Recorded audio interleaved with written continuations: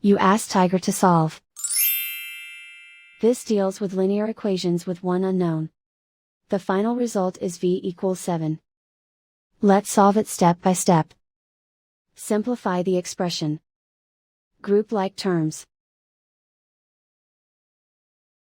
Simplify the arithmetic. Expand the parentheses. Simplify the arithmetic. Group all v terms on the left side of the equation. Subtract 4v from both sides. Group like terms. Simplify the arithmetic.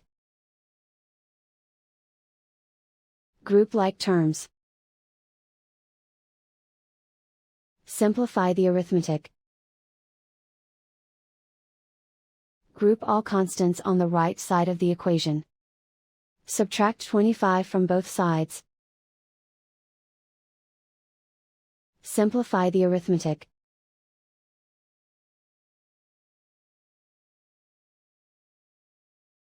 Isolate the v. Divide both sides by 5.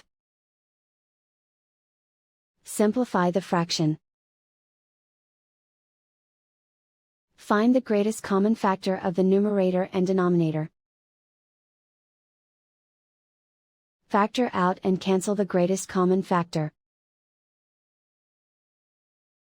And so the final result is v equals 7.